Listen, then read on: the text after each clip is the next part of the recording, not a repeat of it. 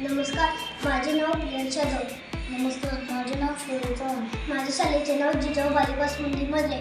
आज मी एक छोटासा संवाद साजरा करणार आहे. ऐ शौर्य, तुला काय काय खाऊ देते? माझे मला लाडू, चकली, दहीभात असे कितीतरी पदार्थ देते. माझे पण मला खाऊ देते, पण हे छान लागणारे पदार्थ नसतो.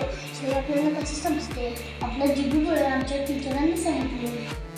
हा शौर्य, तू किती हुशार आहे. चल तर आपण काय पदार्थांची चवी पाहू. चालेल की. आई सकाळी चहा खाते, त्याची चव कशी असते शौर्य? गोड. आई गावातील लाल लाल चटणी बनवते, त्याची चव कशी असते शौर्य? तिखट. हा बरोबर. आता माझ्याकडे काय स्मृतीचे वरून आले असं आपण सर्व ठिकाणी सांगू. साखर, गोड, मीठ, खारट, आवळा, तिखट, गूळ, गोड, मिरची. तिखट. आज आपण काही पदार्थांची चवे पाहिली. धन्यवाद.